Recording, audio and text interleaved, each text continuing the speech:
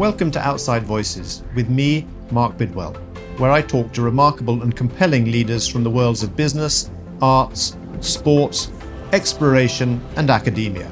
In these conversations, I explore topics of fundamental importance to many of us today, both in work and in life, topics ranging from leadership and performance to creativity and growth.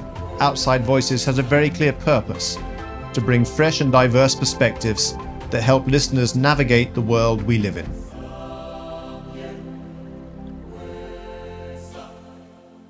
Before I introduce you to this week's remarkable guest, I wanted to tell you about a leadership program I'm running in the next few months. As you may have noticed, I don't run third-party commercials on this podcast because I want to respect your attention and your time. But I suspect some of you listening will find my peer-based leadership program called Outside Views of real interest, especially if you're facing problems and challenges that you can't solve by relying on your existing playbook, your past experience. As we often discuss on the podcast, our world is increasingly characterized by VUCA problems. That's volatile, uncertain, complex, and ambiguous problems. Problems which can really only be properly addressed by looking at them through different lenses, which brings diverse perspectives. And if you've listened to some of my past episodes, you will know that the data is clear and unambiguous. Increasing your diversity increases your revenues, your innovation, your ability to solve complex problems. Just being in the presence of someone different from you causes you to think differently. The Outside Views program, which I founded in 2016, gives people like you, executives, founders, entrepreneurs, and intrapreneurs, access to these diverse perspectives. Teaches you key leadership and indeed life skills for thriving in today's world, and makes you part of an exclusive and accomplished peer group of like-minded individuals who you can learn with and learn from. And if you'd like to know more, check out the Outside Views section of my website, outsidelens.com. We don't run this program very often, and there are only 8 slots in each cohort, so I do urge you to take a look. Without further ado, let's get to this week's episode.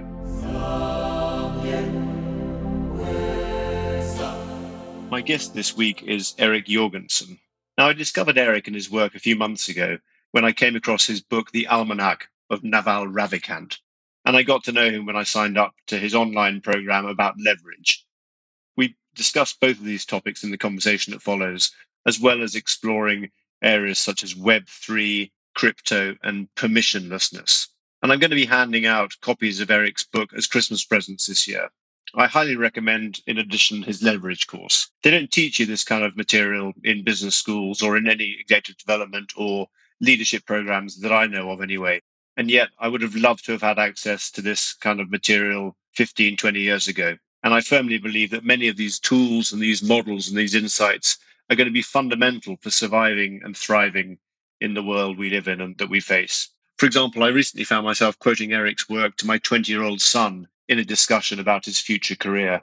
And a number of projects that I'm actively working on today really owe quite a lot of their design and momentum behind them to Erik and his materials. So I'll let Erik say a little bit more about these topics in our conversation. Here's Erik.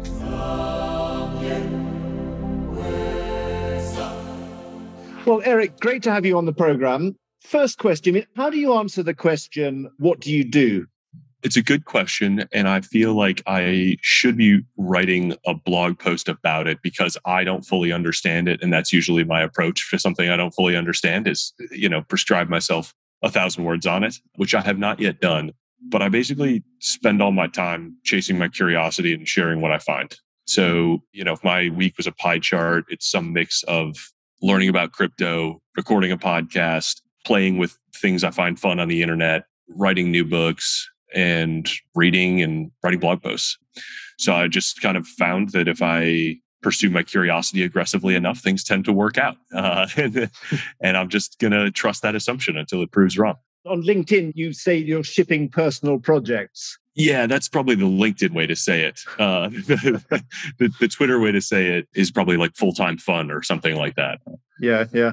You've had, I guess, 10 years or a number of years in a company leading up to this situation, right? Yeah, I'm just coming off of basically 10 years in one particular startup that went through, raised a bunch of money, and a venture-backed startup, iterated through a few different sort of marketplace focuses and models, mostly in the home services space. It was founded in San Francisco, moved to Kansas City, and we just sold that company not quite a year ago. Not like a blockbuster acquisition or anything, just not the outcome that we had hoped for necessarily, but a good happy ending for most of the team and our most recent investors. So I'm now kind of in one of those like mid-career sabbaticals where I'm just like getting reoriented with everything that's happening and catching up on all the stuff I wanted to do. And when I was heads down building for a while. Yeah. Well, we'll get into it in a minute, but it does seem, I'm sure there are others like you, but I've been following your career and the arc of what you're doing over the last few months. And oddly enough, I was having lunch with my son today, who is much younger than you, but he's thinking about careers. And I was talking to him about it. And the danger is he's going to follow his parents, who we both started off as consultants. They went into the corporate world and stuff. And, I was trying to encourage him to think about the world rather differently, and using you and some of the energy that you bring to the world as an example. So we'll get into that in a bit. But it does seem to me that it's you're experimenting in a very open way about what the future of work could actually look like. Yeah, it's fun for me to kind of push that boundary and try to live on that edge a little bit. And I do think we are trending.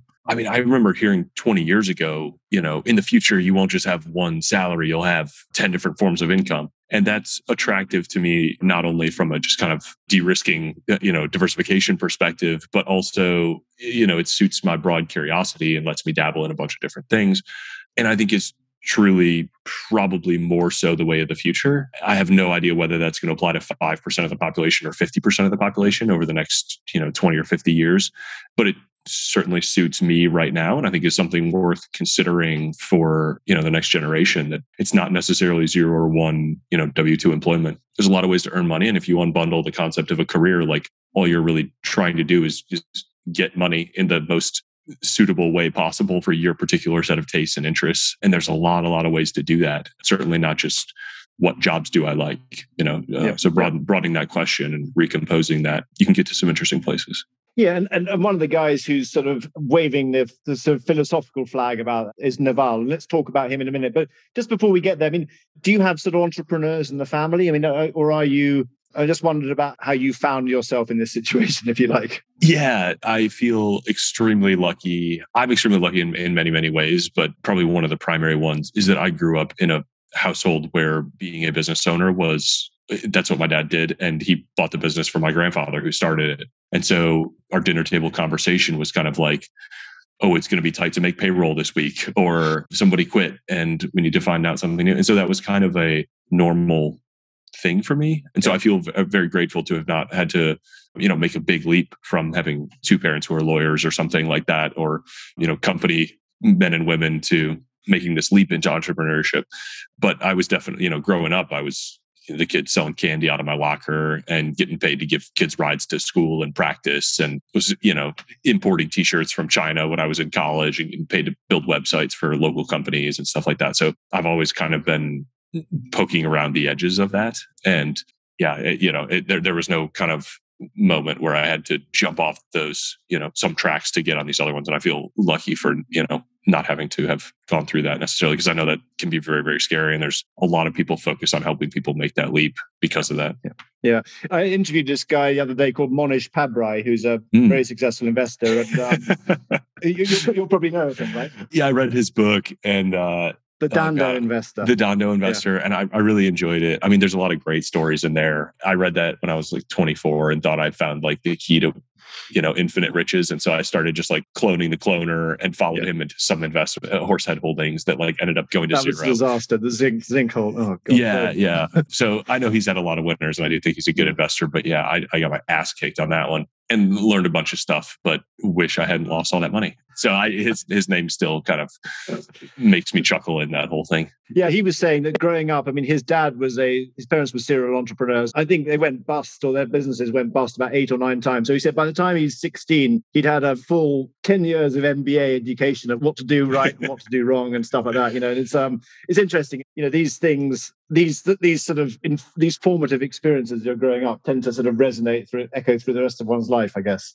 Yeah, and you hope you learn from those failures and get some pattern recognition out of it. Yeah, no, exactly. Yeah, if you paid the tuition, you may as well take the lesson. But he does say, I asked him about sort of failure, and he did say you want to explore your failures and dig into them, but not too much. Don't dwell on them either. Just move on. I think there's got to be some paradox in there of never forget the lesson, instantly forget the pain, or the burden of it, or something like that. Yeah, that's really. I'll have to go listen to that interview with him. Actually, I haven't heard him on a podcast. Really, I've only read his book. Yeah, one of the questions we're going to get to is what have you changed your mind about recently? And he actually fundamentally changed his investment strategy as a result of COVID and reading William Green's book about the Nomad Investment Partnership guys, whose name escapes me at the moment. But basically, he's now hunting for 100 baggers. That's part of his investment strategy. And he's just changed his mind about how to do that. We'll put the link in the show notes. I'll send it across to you. But yeah, no, I learned a huge amount. And we'll talk about this later on, podcasting. But I mean, the preparation, I read the same materials that you referred to. The conversation was great. And then just reflecting, and the wisdom that you kind of start thinking about, reflecting on and trying to put into action is just that journey of learning in public, of which the podcast is a vehicle. With him was particularly powerful. Awesome. Yeah, I'm excited to dig into that. Cool. So let's get into Naval. I mean, for people who don't know, maybe you can introduce who he is and then just tell the story of how you came to publish his book of wisdom, if you like. Sure. Yeah, Naval is an interesting character, very much like immigrant American dream kind of story. He came to the US from India when he was, I think, 9 or 10 years old, grew up in a single parent household, clearly like very kind of bright genetically, probably, started like testing into high-end high schools early on, ended up going to Dartmouth and working in tech. A little bit of a kind of auspicious career start, which I thought was interesting. It's a little bit of a good balance for all of the sort of prodigal narratives that float around of, Zuckerberg starting Facebook at 21 or whatever. So, a little bit ignominious start in the Valley, but became an angel investor. In the Valley, that was when the company was sold out from under him or something, and was that what you're referring to? Yes. I think there's a few. So in that 10 years, kind of his first 10 years in the Valley, he was a software engineer and eventually went to found ePinions, which is like a .com company that sold to another company at a very suspiciously low valuation. But then the company that it sold to went on to use their technology and IPO at an incredibly high valuation. And so some of the early founders of that company had been sort of, their contributions had been devalued and their remuneration, their equity had been crunched down. But the investors and the remaining founder has still done incredibly well out of that in what seemed like a very unfair. So they had some lawsuit, which is incredibly uncommon. Like co-founders do not sue each other and they certainly don't sue their venture capitalists.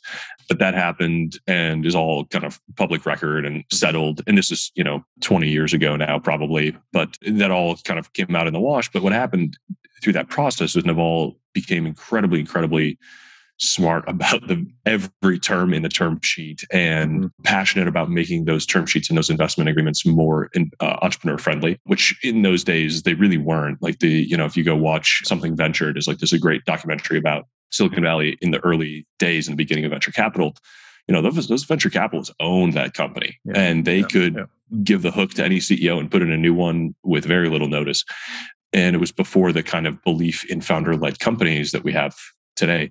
So Naval started writing really and created a blog called Venture Hacks, which is still up and has a bunch of great content with his partner, Nivi. And they were writing about the game theory of venture capital. So when you're an entrepreneur who's for the first time negotiating a term sheet, you really want to know what the person on the other side of the table knows and what all the terms in this very complicated legal agreement are and what you're actually agreeing to and in what circumstances, you're going to have a favorable outcome versus an unfavorable one, who's getting a liquidity preference, what is the waterfall equity payout, all of these sort of details that you don't know when you're a first-time entrepreneur. And they started writing that blog and turned that into an email list and started sharing deals on that email list. And that's what turned into Angel List. Some of the early companies that came through AngelList and that Naval and Nivea invested in were, Twitter and Uber and Postmates and things, kind of all that era. So he's a very successful angel investor. He has also built AngelList, which is now kind of this family of companies that he's the chairman of. They went on to buy Product Hunt. They've expanded into AngelList Talent and AngelList Venture and launched Republic, which is kind of I think more like crypto version of what's happening on AngelList. Mm-hmm. And it's a very interesting ecosystem of companies that's kind of taking Silicon Valley into the cloud and letting founders, find money and talent. And they have some very new products out called like AngelList Stacks that lets them like launch companies with full bank accounts and paperwork and all of that instantly. So it's a very interesting and innovative company that a lot of people tend to overlook just because it's, unless you're a founder or an investor, you don't tend to interact with it very often. But yeah, it's a really interesting story. And all kind of throughout this process, Naval, maybe 10 years ago, kind of what Balaji calls like post-economic, became incredibly successful, had great exits, and started tweeting more about philosophical concepts. And as the story developed, it kind of turned out that Naval had achieved all of the things that he wanted to achieve in life when he was a young man, and became rich, became known, became well followed, built a successful company, built a successful portfolio, and just wasn't, it did not solve all of the intrinsic happiness, internal needs that internal problems that you think success is going to solve for you when you're young. And so he started learning. And so I think someone said to him this pivotal quote, like, if you're so smart, why aren't you happy? Ouch. Yeah, which it's a very interesting way to look at it. He's objectively smart. He's successful. He's achieved everything he set his mind to. But if you care about being happy, set your mind to that, work on it. And so he started down this rabbit hole of learning happiness and worked on it very intentionally and pretty publicly, I think, over the last certainly 5 years, and became incredibly well known on Twitter for it. He's, 1.5 million followers or whatever now. And so there's people who know him from being early to crypto. There's people who know him from the investment and startup community. And there's people who know him just from sharing his philosophies and habits and learnings on happiness. And, I've followed him for 10 years and really appreciated all of the things that I've learned from him. But almost everything that he creates is in these very ephemeral mediums like Twitter and podcasts and even blog posts. And I got so much value out of these things, and just had this sort of kernel of an idea to turn this into a book, which is this incredibly kind of Lindy, like long lasting technology. We have books from 2000 years ago. And so I don't worry about books being lost nearly as much as the hard-earned wisdom in Twitter or podcasts getting lost. And so I wanted to really recompile this and turn it into something timeless and turn it into something accessible. Everybody on earth knows what to do with a book. Not everybody has podcasts. Not everybody has Twitter accounts. And even if you did, the information is not particularly well organized or accessible to everybody. And it's shut now, of course. Naval's shut his Twitter account, hasn't he? Or limited access. He did. I don't know if that's permanent or not, but for some reason, somewhere along the line, he turned it off to new followers. There's 1.4 million people in there, and there's bots retweeting his wisdom and stuff like that. And so there's a lot of Naval content out there for sure. But I think that there's a lot of value that can be created in transforming mediums and in curation, really. Yep. So that's something that's been kind of a theme of my career so far, and it felt like a really fun project to pick up. So I really just tweeted this kernel of an idea out with a stupid pun, thinking that nothing would come of it, and just went to bed and woke up to find that Naval had retweeted it, and 5,000 people said like, yes, we want this book. Please do this immediately. And I was like, oh, okay. And then set off to make my first book, thinking that it was going to be a 3 or 6 month project. And 3 years later, published the Almanac, which has been out for a little over a year now. And been doing really well, and I great feedback on it. I appreciate, people who message and DM me and say, just thank you so much for putting this together, or please translate this, or, whatever the message is. I mean, it feels like there was that great Charlie Munger lecture which he gave, the psychology of, I don't know, human misjudgment. Yeah. A friend of mine listened to it every day for 30 days on his commute, and it transformed how he thought about it. And actually, I'm listening to Naval when I'm out exercising, and it's a similar kind of stuff. It doesn't matter when you pick it up, you can get into it. It just resonates and it doesn't get boring. And, it feels to me that this will, he feels to me like, he's not the next Charlie Munger, but it's timeless stuff but it's also up-to-date timeless stuff, if that makes sense. Yeah. So I am also a huge fan of Charlie Munger. I picked up the Almanac from my dad's bookshelf when I was 20 years old, and it totally changed my life. And I think that's part of what, that was one of the puzzle pieces that put this book together for me. Is some of my favorite books are these compilations of existing material. Peter Bevelin's books, Poor Charlie's Almanac, the actually Principles by Ray Dalio, I think is really interesting. And I haven't read that yet, but that's similar, is it? Well, it's not a compilation. Like Ray wrote it with help. It's basically a end of career reflection on all the things that he's learned and his particular unique worldview. And one of the things he says in that book is, I wish more people would sit and write their reflections. And I wished the same thing. And I kind of sat there being like, I wish Naval would do this. And I realized then that he had created all the raw material, but he was unlikely to sit down and do all of the basically just editing work to turn it into a book. And I was like, well, shit, I can do that. This does not require him to put the puzzle pieces together. It just requires somebody who understands and has a vision for creating a high density, high utility compilation of all of these evergreen ideas. And that's something that I have done before at different scales with different sets of ideas. And so I felt, and I wanted the final product. Like even if all I did was spend 3 years learning it myself and create a resource for myself, I would have been happy with that time spent. So that was kind of an easy way to get in there. But yeah, I think Naval is attractive to me because he bridges that. I love Charlie Munger's ideals and thoughts, and I'm so drawn to his kind of like irreverent polymathic approach to almost everything. I'm much more of a Munger guy than a Buffett guy, just because I think it's interesting that Charlie dabbles in energy independence and architecture and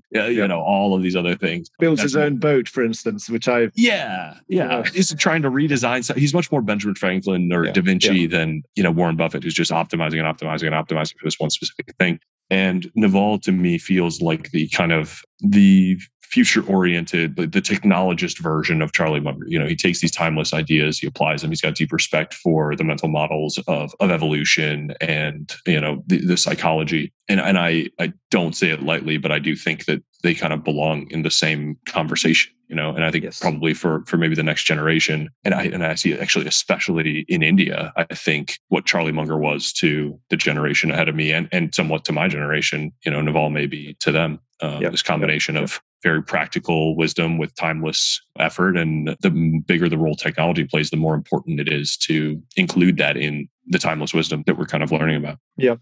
And so maybe we can just pull out a couple of the concepts that carry quite a lot of the sort of intellectual weight of his philosophy, and maybe tie it back to the earlier conversation around the future of work and your portfolio. And this concept of permissionless, for instance, is one I've been reflecting on quite a lot. But that seems to be, I'm not quite sure in the specific quote that he talks about. But I mean, I'm just looking at my notes here. I've got a huge amount of notes from the book. But it does permissionless, the concept that, you don't have to ask for permission to launch a radio station, i.e. a podcast, or to write a book, i.e. a blog, or to even build a company, because you don't need money to build a company anymore, because all these assets, the technology is out there today, which is terribly easy and cheap to go after. How do you think about that permissionless concept? Because it does feel quite important.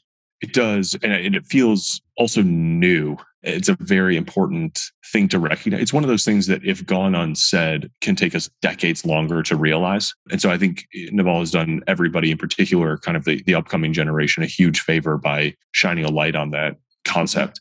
I mean, previously, I think this is true even if you go back and look at like 90s movies and stuff like that. They're all about people trying to break in. It's trying to break into Hollywood, trying to break into getting a column, just one column at like some national newspaper, or seeing your name in lights, or, it's all about getting the gatekeepers to accept you and pay attention to you. And I think, if you ask a 16-year-old today, they wouldn't even know what you're talking about. They would just say, no, the internet is this global meritocracy, and anybody can create a YouTube video and anybody can create a TikTok. And the new gatekeepers are just the algorithms and the audience. If you create something that the audience loves, the algorithms will favor you. And that the algorithms are the new kind of kingmakers, the new gatekeepers. I don't necessarily love that. I think it's probably a little healthier than some power hungry, like someone like that.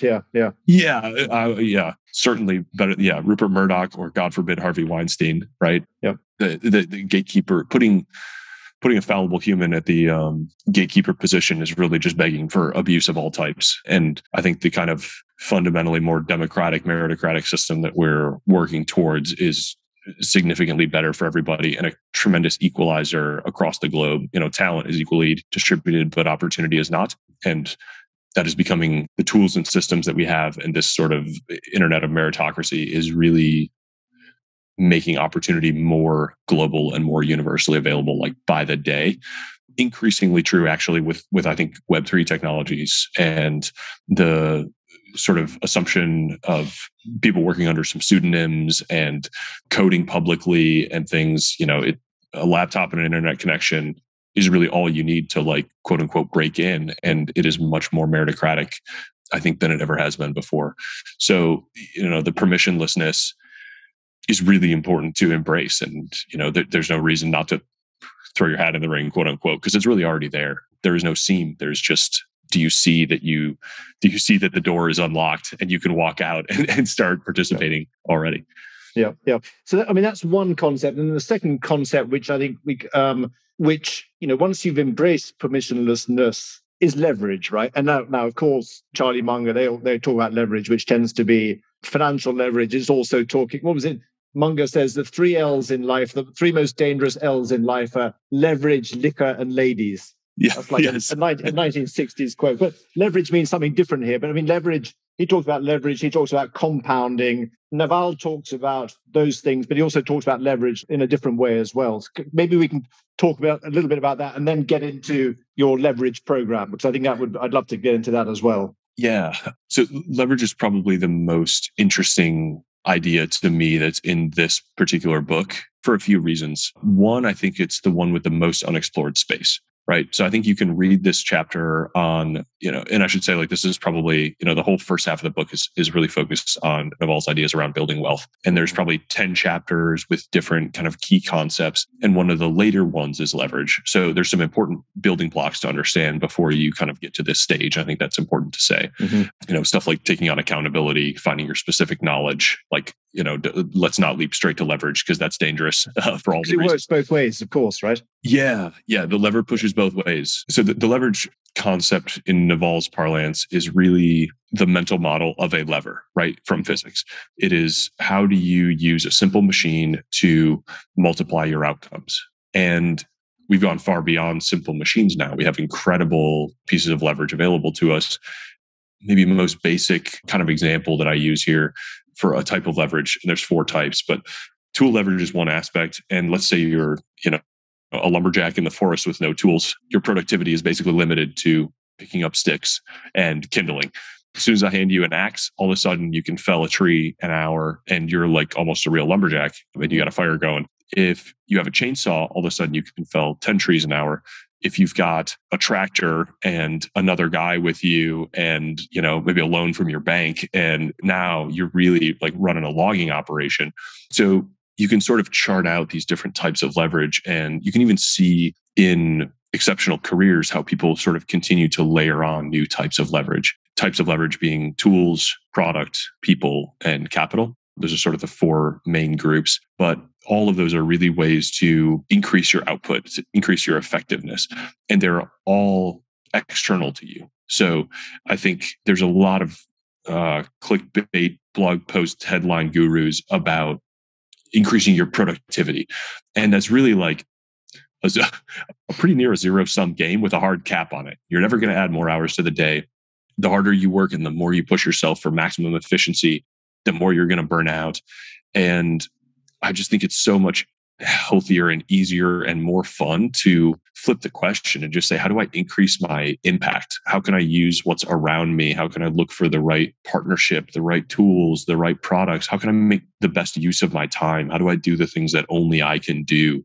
So this is really what the concepts that I explore in the leverage course and community that I put together. I got a lot of messages after the book came out of just like, hey, how can I learn more about leverage? Like, this concept jumped out to me. I can't find anything else out about it. There's not an obvious next book or anything or, expert to go follow and read. And it was a perfect time in my life to focus on that too. I went from having 2 jobs to having 5 jobs. I had a crazy personal year all set against the pandemic. And I just was really pushed over this cliff of like, there is no productivity solution to the problems that are sitting on your desk right now. You must figure out how to increase your impact beyond a one-to-one relationship between your time and your effort.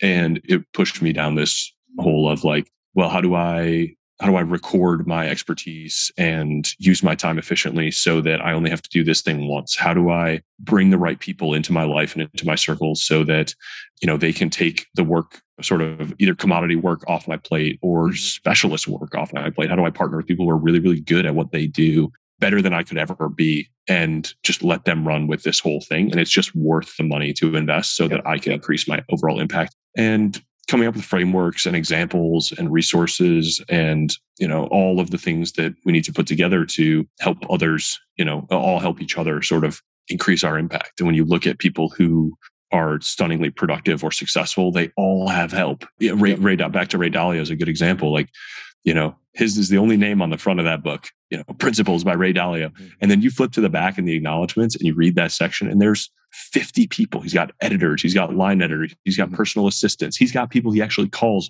Ray's leveragers. He's got, a whole firm working for him, making money. He's got 4 doctors on staff, and it is insane to compare yourself one-to-one to the output of somebody like that and to not pay attention to what's going on behind the curtain. And, I want to pull back that curtain and look at all of the staff and mechanics and resources and capital that these people have working for them and try to reverse engineer that and, help myself and others sort of build some of those edifices for themselves. Yeah. From a personal point of view, I went through the program, as you know, and I had a session with a couple of guys in our group yesterday, which was wonderful. And the concepts themselves are simple, and they're kind of dangerously simple because you think, oh, I've read about this. But in actual fact, once you get into it and once you start double clicking on, the worksheet, for instance, this is a very, very simple document, but it articulates the tools, the products, the people, and the capital. And then, what do you have? What are you using today? What could you have access to? What's available for you? And then what could you do if you actually, double clicked into some of these areas and found out about, for example, low code or no code software? And it just opens up a whole new world of what's possible, which for someone a bit older like me, it's just like an Aladdin's cave. Because if you've got some resources and you're able to put people to work, you can achieve 10x. To your point, this isn't a linear increase in productivity. This is potentially an exponential increase in productivity. Especially if, as I encourage people to do, you are reinvesting in leverage, right? So there's this all important kind of chart I try to use, and I try to keep it all very simple. And it definitely runs the risk of being like dismissively simple. But I think there's simple ideas and they're powerful things. So you can work your whole career in a flat line, linear relationship. You can add leverage and achieve sort of an upsloping, straight line, or you can continually reinvest in leverage. And you can go from 1x productivity to 10x productivity to 100x productivity, far beyond, right? If you look at people like, these are extreme examples, but people like Elon Musk or Oprah, they are some of the most highly leveraged people in our society. And we have collectively voted over and over again with our dollars and our attention to give them more leverage because we appreciate what they're doing with it and how they're benefiting everybody. And I think it's important to say also, like, to disambiguate this type of leverage from leverage over somebody. This is not about control. It's not about power, and it's not about debt exclusively, right? The financial application of leverage. This is we are all somebody else's leverage. This is a mutually beneficial agreement between all of us that I think totally results in, consumer surplus, to use the economic term, for everybody involved. Yeah. So maybe we can get some specifics, because I think you put up on one of the Slack channels your 90-day leverage 30 days ago or 90 days ago and today. Maybe can you just tell a little bit of a story? So you wrote the book, you put the course up there. What else beyond those two activities? So I know there's a long, big slate of things. We'll get into 3.0 in a minute, but what's the before and after on your leverage map that has really generated exponential results for you, Eric? Yeah, I think so. Having produced that book and understood the tailwind of really having like a scalable product out there that can just grow and spread without, my daily involvement, and that is decoupled from my continued time investment, is a life-changing oh shit moment, And now I'm exploring other ways to do that. So working on another book is definitely something that I'm underway on now. The course was definitely a response to not just, feedback from people who read the book and were curious about continuing to explore the concepts in there, but also the feeling of, I can create another product that will behave similarly to this book.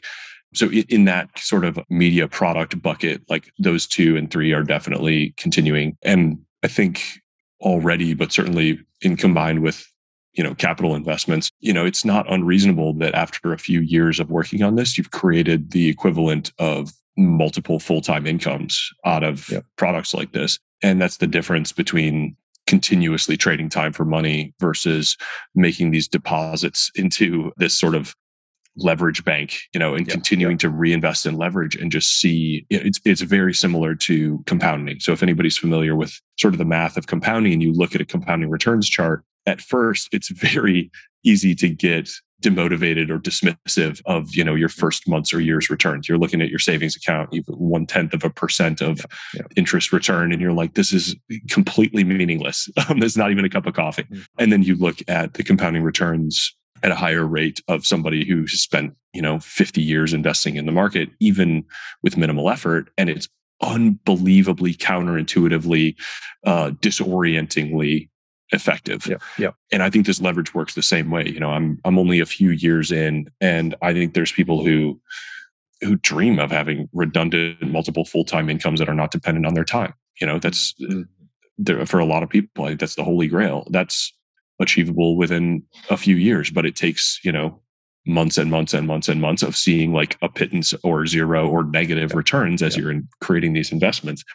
But now that those things are kind of broken out, I think they'll continue to compound and accelerate, actually.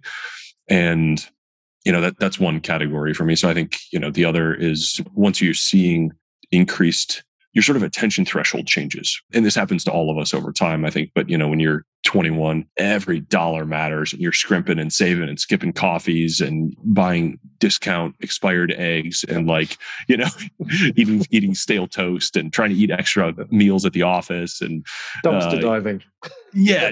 Like it's, every penny matters, and your attention threshold changes over time. Certainly on the expense side, I think that's easier to understand, but I think it's true on the earnings side as well, right? Like as you become more and more leveraged, as you ladder up, the threshold of opportunities that you pay attention to should continue to increase. And so, you shouldn't be paying attention to really, really tiny bets necessarily, or looking at the potential outcome of an investment of time or money and then saying like, is this worth it? Should I be paying attention to this at all? Or should I be just pushing this aside because even though it would have mattered to me 3 or 4 years ago, it no longer meets my attention threshold today. And that's a very difficult thing to get yourself to do and to be aware of when the right time is to kind of turn that notch and make that leap. But that's, I think, certainly part of the journey.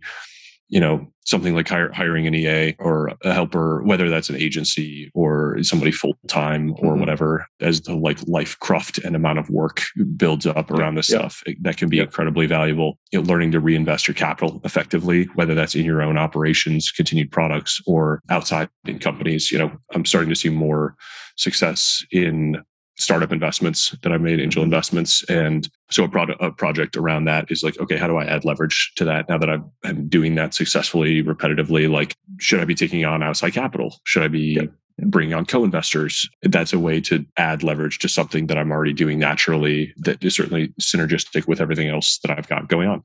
So there's a lot of ways, and I really like that framework that you mentioned, the chart from the course. Like, look at the full map and see, because almost everybody, and I remember talking about this actually, I think earlier on, is almost everybody really leans hard in one of those directions. They love tools. They love working with tools. They love exploring shiny new tools, but they have no idea how to allocate capital, for instance. Or they're a really strong manager, but have no appreciation for breaking out of that like one-to-one personal management role and focusing on creating products and media that can replicate their experience and their knowledge beyond those one-to-one kind of small team relationships. So everybody has strengths and weaknesses, but finding ways to balance and take advantage of all of those categories really tends to unblock people and start that sort of exponential compounding return of investing in leverage. Yeah, because I remember you were saying on some interview that the way where the book Who Not How was recommended, I think by Cody, on one of the interviews you did with her. And it sounded like from your conversation with her there that one of your blind spots was people, in terms of, if you can't do it yourself, well, then maybe I shouldn't be focusing on it. But actually, it comes back to this kind of the world today. It's there are huge amounts of highly qualified people available on these platforms who can help you resolve that particular issue without an enormous amount of investment. And it just takes it frees you up to do something else, and it just hums away behind the scenes. Yeah, that was an interview with Cody Sanchez on my podcast, and she's really exceptional at this. I think she said she's got an interest in 45 businesses with 25 distinct cash flows, and she's got, close partners in many of those companies, some private, mostly private, I think, investments, but she's really got exceptional systems around this. And an amazing, extraordinary listening to her, I must say. Yeah, amazing story. She presents it all incredibly well. And it is definitely true. Like, I grew up with, this Midwestern self-sufficiency value system where my first reaction to a problem is like, or an opportunity sometimes is even like, oh, I don't know how to do that. And so it's not accessible and even my next step is actually, I don't know how to do that. I'll have to go learn it to make that opportunity accessible. And I really have to, part of why I created all these worksheets is to force myself, I found myself doing this subconsciously and it took a week and a half. But if I sit down with a worksheet in 5 minutes, I can get into this place where it's like, oh, I just need to find the right person who already knows how to do this. And they will be as excited to benefit from my talents as I am to benefit from theirs. We can work on it together, unlock this new opportunity and go after it. And that's becoming easier for me, but it's definitely still not the one that comes most naturally to me. Yeah. But as you say, when there's a big gap on the worksheet, that forces your eyes to that space. So I'm mindful of time. So the final area I wanted to talk about before we get to the questions, Eric, was 3.0 and crypto. Maybe lots of people probably know what crypto is at a high level. What's 3.0 and why are you spending some time in that area? Yeah. So Web3 is one of those things with an evolving definition. It's becoming the kind of, I guess, preferred term for all of the pieces of the web that will get built on top of the blockchain. So as we look back through, like, Web 1 was just publishing things online. Web 2 became interactions online. So, live websites like Twitter and Facebook, and, this enabled all the marketplaces. And Web 3 is really becoming like the web that is built on the blockchain as the back end. And a pattern that I see is we just systematically underestimate the impact of software innovations chronically, like, especially when they're kind of abstract. And a lot of benefits come from just being able to see around that corner and just believe that we're massively underestimating these things. And so I've been working really hard to play with the stuff that's coming out there and try to understand not just the technology. I don't have a very technical background, and so I try to understand it a little bit, but I really get excited about understanding what's newly capable and how it can apply to existing systems, what sort of effort it saves society, how it can change what's sort of possible and all of our daily lives and what will benefit from it as a result. So I've been doing a lot more writing about that and trying to come up with a few sort of mental models or frameworks that are, useful for people, that are jargonless and useful for people to understand, like, what the next 10 or 20 years might look like, in the same way that somebody writing about the internet in 2002 might have tried to anticipate, marketplaces or, social networks or things like that. Yeah. So, Eric, look at all that research you did into this space of Web3 and crypto and the new financial world that we're entering into. What surprised you most as you were doing this research?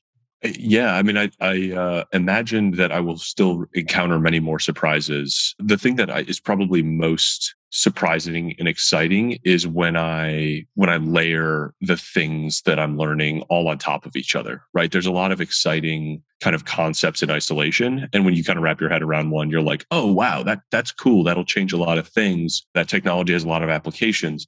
And then you realize that is going to cause a cascading set of changes. And then at the same time, like, the second and third order effects of these things, I think, are what gets really, really exciting, and where people tend to drastically underestimate things. Even if we understand something that's now possible, it is really the second and third order effects where things really start to change lives and change the order of society. So, a Web 1 example might be, oh, cool, I can buy books on the internet now. And it's really hard to make that leap from that into, oh my God, I can get anything in the world delivered to my door within 48 hours. Or, oh, cool, phones have GPS now. And like, oh, good, there's maps. To, I can call a car from one app in basically every major city, certainly in North America and in much of the world, from this one thing. And it'll, reliable transportation will be there in 5 minutes. In the same way, in the crypto world, I think there's some things like, one of the mental models I've been using and trying to kind of simplify these things into just general direction word of rules of thumb to kind of wrap my head around is that Web3 will be defined by costless transactions. So if you imagine the cost of a transaction drastically reducing by 100x, 1000x, almost you can assume that we will do 100 times or 1,000 times and more of them. And so if you think about your daily life, how many transactions do you actually do? Probably less than 10. Like maybe you buy lunch, maybe you pay rent once a month, maybe you buy something online. What does your world look like when you do 100 transactions a day or 1,000 transactions a day? And that's where you start to look at like, oh, well, 20 years, if transactions are costless, I might watch a movie and in the course of watching a movie, actually make 15 transactions where every 10 minutes, if I'm still watching, I pay another fractional cent out of a wallet that money just streams, from my account. Or I might pay rent daily from this escrowed account that I have where my rent cost varies based on how much I have held in escrow because the landlord discounts because I'm less of a risk when my escrow amount is higher. And all these things might just happen automatically. So distilling technology, translating it into a rule of thumb, and then looking for applications and just kind of thinking through those use cases is really exciting and fun. And then the second and third order effects of some of those of like what happens when things that aren't liquid right now, like rent, becomes significantly more liquid, or when media becomes, direct paid to creators, and some of these sort of production middlemen or production studios are, their business model is going to change drastically, and what all happens then, and then all of these things happening in all these different industries at once. So there's a really great book by Carlotta Perez that doesn't sound or look exciting, but is really interesting in the context of these things, called Technological Revolutions and Financial Capital. And she really studies these transformations, these sort of fundamental technologies that change not just the efficiency of something, but all of society around it. And so like steel in the Bessemer process was one of these, and the computer revolution was one of these, and the information technology revolution was one of these. And she kind of charts out these changes to not just the technology and not just the business world around it, but society and management, sort of assumptions and governance, and all of the things, the assumptions that govern how we live our lives tend to change downstream of this new technology. But it takes decades. And it's a painful process, but it's a predictable pattern of adoption and change. And it's a really interesting time to be reading that book and kind of trying to chart where we are in that pattern to what we're seeing in the world of Web3. And I do think that is going to be one of those technologies that, comes to change a lot more than we might expect.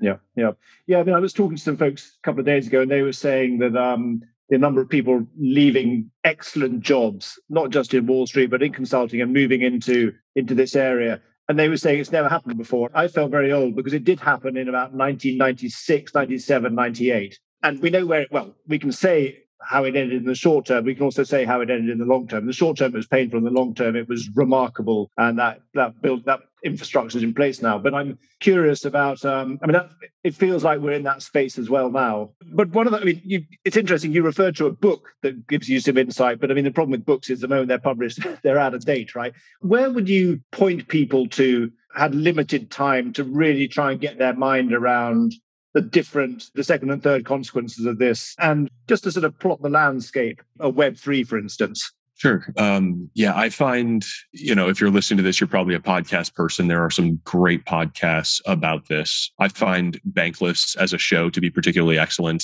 They're pretty advanced, I guess. And so they're, that's probably not where I would start. I focus, my podcast is probably half people who are working in crypto, and I really try to get a broad landscape of people, show how they got into the crypto world, and then talk, really not technological details, but about applications like this and how we might see the lives of normal people change. I listened to the guy who was ex-military, who was working now for the Co-op. Simon Judd at the Index Coop. Yeah, that's right. And I have to say, he lost me, and I went on to the Discord server, and then I just didn't know where I'd landed. So I'm at one end of the spectrum in terms of I need to get up the learning curve that probably wasn't the best place to start, I guess. It is really difficult to find those first couple steps. I still find a struggle a little bit with trying to get people there, because inevitably, when someone who understands it is talking about it, they use words that take, a 2-page explainer, and they've got that explainer in their head, so they understand it. But it does take a little spinning up of some of the new vocabulary and concepts to get there. So Bankless, the podcast and newsletter, does about once a year, does a kind of like reset from zero, try to like bring everybody along. So I would look back at that one. Chris Dixon is a venture capitalist who at A16Z, who is very good on podcasts and his blog, and does quite a good job, I think, of, especially if you're familiar with, existing technology and technology companies, like pattern matching previous technological revolutions to Web3. He just did a great podcast with Naval Ravikant on Tim Ferriss's podcast. And I heard that, and it was outstanding. Yeah. It fell away at the end a little bit, I felt, but I mean, this isn't about, but and I actually got quite a lot of notes out of that, which I got to follow up, because it was, I mean, he does explain it very clearly, no doubt about it. Yeah, Chris Dixon and Naval are both really excellent. I think probably, especially from a tech perspective, at bringing people along. Once you've been through a few of their podcasts, I would dive into Bankless. And Vitalik Buterin is he's the original author of the Ethereum white paper and still kind of the voice of that project. So he is really excellent, and he's a true genius, but he's also very, he's a 301 or a 401 level class. And he speaks, through math metaphors, and he's very fluent in a lot of the things that blockchains are going to affect, but he's definitely not the 101 level thing. So kind of depending where you want to jump in and what your proclivities are, that's at least a few different options. Yeah, super. So final question, having done that, I mean, we talked a little bit about the arc of your work and what you're doing now. I mean, are there certain decisions that you've made as a consequence of that investment of time and money in understanding this space? I'm just curious about what's changed for you, what's on the horizon, what are you working on now as a result of what you've discovered? Yeah, I mean, the first thing is just I got a lot more comfortable buying crypto. I was attracted to the returns. I kind of stuck a toe in the water a long time ago, but didn't really take the time to build conviction and understand where value was going to accrue, what the long-term vision of this stuff was. And once I had taken, a month or two to kind of really, read a book, I read the Infinite Machine by Camilla Russo, which is an excellent book about the history of Ethereum and how that project kind of came to be. And it's also an education really in blockchain technology and sort of the co-op structure that happens around a lot of these projects. So I really built conviction, and that let me invest a lot more than I had before, which has turned out wonderfully. As you say, the analogy is properly about 1997. And there's actually somebody who charts this. It overlays the user numbers, I believe, of the internet adoption wave to the Web3 adoption wave. And they are almost pixel for pixel up the same adoption curve, which is both really exciting and a little scary, because we're definitely still pre-crash and there may be some irrational exuberance. I do think there's a lot of reasons to believe this will happen faster than the original sort of internet revolution, but time will tell. But it's a very exciting time to be there. So the first thing that changed is definitely just placing bets, seeing those returns. And that is a slippery slope into actually playing with more of the technologies, which is really where I started to get more excited and see more of the vision of the future. The first time it's easy to mock NFTs when you're looking at people just selling JPEGs to each other. Yeah. The first time you buy an NFT, hold it in a wallet, use it to sign into a website that you have no other account credentials for, and then you have a personalized, unique experience that's only accessible to you because you hold that NFT in a wallet that you secured, is a really sort of oh shit, that's way better than account password reset life. And now there's millions of other applications that I can think of to do this. And actually, my most popular episode of all time on my podcast was with Jason Hitchcock, who is deeper down this living the crypto life rabbit hole than anybody else that I know. And he's got a history of working in tech with creators and influencers and video gamers. And he is basically full time into DeFi, decentralized finance, and trading NFTs and advising companies and using all of these tools, and is really a wealth of knowledge about it. And he's who got me really excited and kind of brought me along. And it is a little hard and confusing and intimidating to use some of these tools for the first time. It's a lot of new paradigms. It's a lot of things that you don't quite have a matching metaphor for yet, especially in the Web2 world. But just starting to use these things, starting to onboard into DAOs like that one you listened to with Simon, and just go through some of these motions. And when you start to see inside some of these organizations, it's analogous to a company, but there's a few really different things. And it's kind of, you can imagine the nature of employment changing, and you can also imagine you can start to see them like duct taping all these new tools together. And so, in terms of where I spend my focus and energy on new products to build or new companies to start, I'm finding it really hard to get as excited about anything outside of Web3 as I am about what's happening in Web3, even if that's just, picks and shovels to help people run DAOs, to help people pay each other, to help people organize their portfolios, to help people pay their taxes. It's there's an ungodly amount of work to do to bring everybody along. There's so much need for improved UI, improved education, evangelism, design, engineering. There's an infinite appetite for talent in this space. And there's so much to do in the same way that I think people who, in the late 90s could wrap their heads around it are like, oh my God, like it's going to take 20 years to build all this. There's infinite kind of new blue ocean to go dive into. And I think that's why we're seeing so much talent kind of flood into that space. And, we're still plenty of years away, I think, from a lot of these use cases that people are imagining really taking hold in a mainstream, widespread way. But it also feels inevitable that they will over the long run. And the earlier you can, even if you don't necessarily understand or participate in the distribution of the technology and creating the new tools, I think there's a lot to be said for just spending enough time to respect it and understand it and get excited about what's coming and know enough to not feel like you have to dig in your heels or scoff. The later you are in that curve, the less fruit you're going to get from the tree, I think. Yeah. Well, I mean, there's someone on the leverage program who's actually a chap who's just leaving Amazon, who's in my study group, and he's giving me not a deep dive, but the summary of his deep dive. So I'm on the journey, whether I like it or not. So thanks for those. That's good. It really helps to have a conversation. You can listen to a lot of podcasts and read a lot, and it's just not the same as having somebody who's a few months ahead of you just sit down and answer your questions. I think, it just kind of hits different when you're like, but, and someone can actually walk you through everything.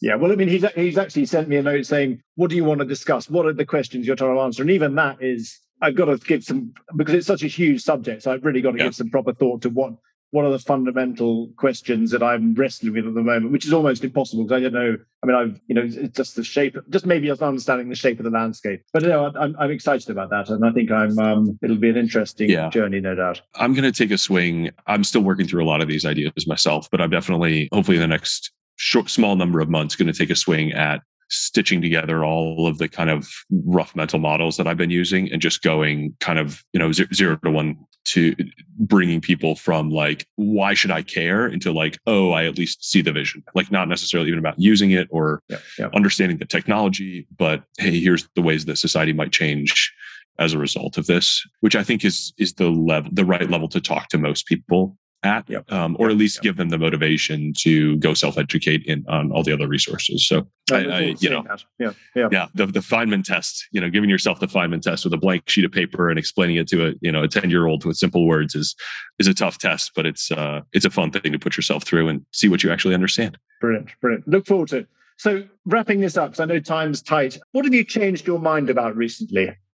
Yeah. So I try to always have a good answer to this question. And I think it's a wonderful question. I'm glad you ask it of everybody. I think probably the one that jumps out to me the most is the relative importance of learning versus doing, or maybe it's the order more than the importance. And I probably sum it up like my former belief was that if I really focused on learning, the doing would just naturally happen. And now I realize that if I focus on doing something, the learning will just happen. And I think I probably flipped 80-20 from one way to the other way. And it's really liberated me it's motivated me to go do more and believe that the learning will fall into place. It's helped me avoid, procrastination by learning, over consuming content and not sort of just getting in there and getting my hands dirty and learning the tactile way. Well, and I have to thank you for that, because I've learned the same lesson, and I'm getting, partly as a result of coming on that program, because it does give you a level of, not motivation, but just empowers you. And when you hear some of the stories of some of those, the sweaty startup chat, I mean, it's just about, JFDI. It's just a case of going off and doing it instead of talking about it. And it's Yeah, I think the other big insight for me was the innovation model of Amazon, for instance, is all about experimentation. And if you reframe your project, your idea as an experiment, and you want to figure out how to validate it or kill it as quickly and as cheaply as possible, it changes your energy completely. Versus, should I be doing this? And you're wandering around for 3 months thinking, is this worth having a go at? Yeah, I think there's an element of skin in the game there. Yeah. You can spend 10 years reading about how to, buy and flip and run a rental house, or you can go, put 20 grand down and you will be learning in a hurry because you have skin in the game, and it'll all come together. So yeah, reframing that or reprioritizing that has been really big. And it actually helps me in crypto. Sometimes I sit down to, read a white paper and I'm like, this is boring. And then I just throw some money at it and I'm like, oh, I better learn. I better figure out if I should be holding this or not. I got skin in the game now. Yeah. The games we play with our minds to get action. Yeah, super. Next question. Where do you go to get fresh perspectives, especially when you're facing some tough challenges? Fresh perspectives. I like to think that I am doing that pretty consistently.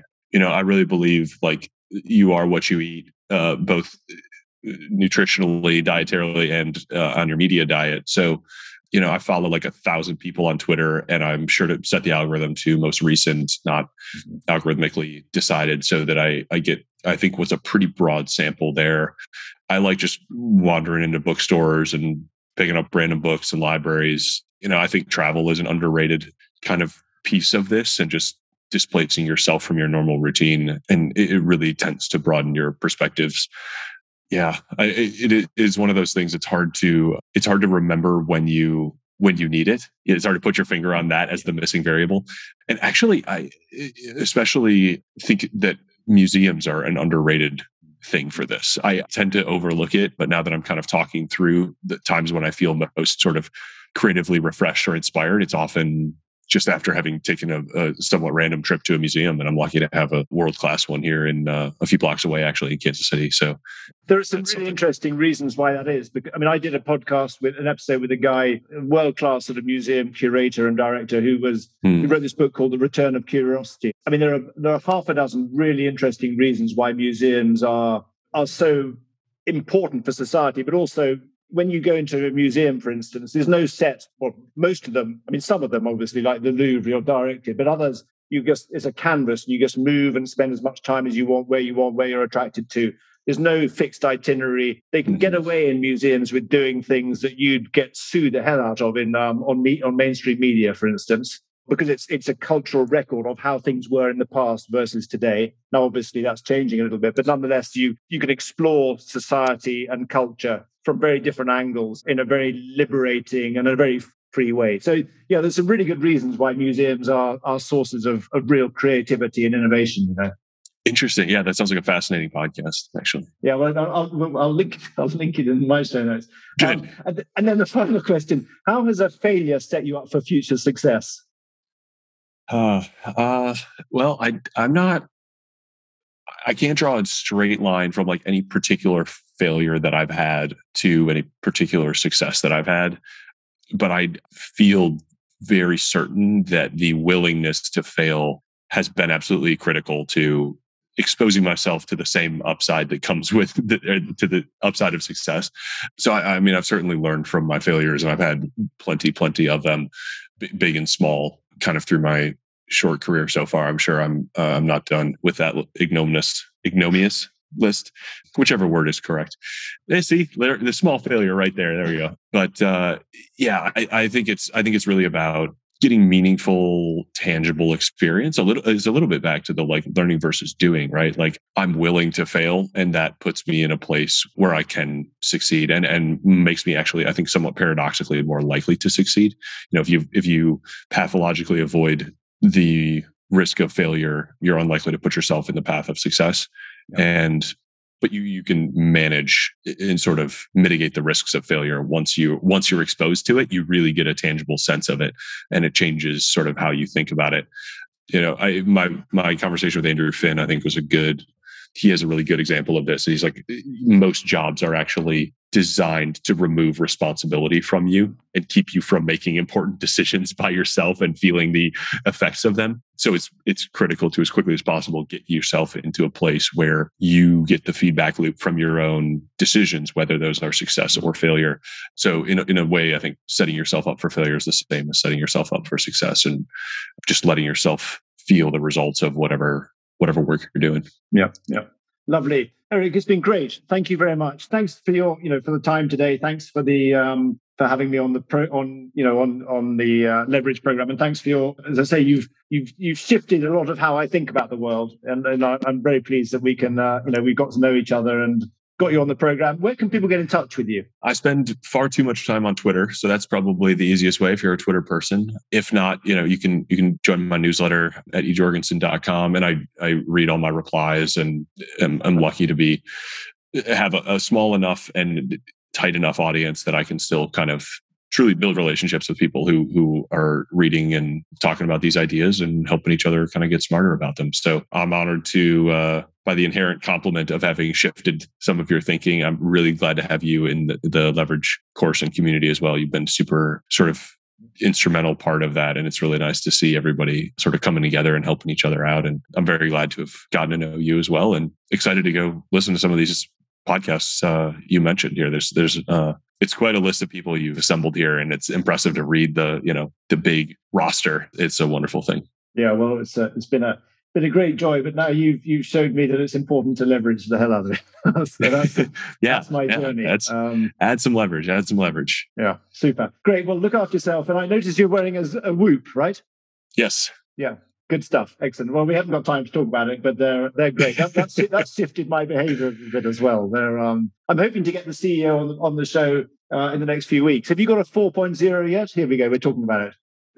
No, it's on order. So the 4.0 should be here anytime. I'm very excited about it. I have had this since early on. A friend, my gym buddy, gifted it to me, and I've gotten addicted to it. Another good example of leverage and feedback loops, and just the more you can know about yourself. The number of times that things like guilted me into working out harder, or just adjusted my behavior with the right data at the right time is really, really amazing. And I'm really excited for the future of kind of the individualized, quantified health movement as well. And this is something I dreamed of having 10 years ago, and it's exciting to see it really come to fruition now. And they keep pushing, and the 4.0 is even better. And yeah, it's very exciting.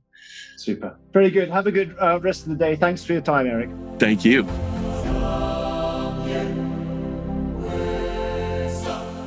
This podcast is produced by Outside Lens, a business that brings you fresh and diverse perspectives that help you navigate the world we live in. For more information, go to www.outsidelens.com, where you can find details on this and many more podcasts that I've done with remarkable leaders over the years. If you found this episode particularly valuable, please share it on social media. I hope you enjoy my work, and feel free to let me know what you think, either contacting me on LinkedIn or emailing me at mark@outsidelens.com.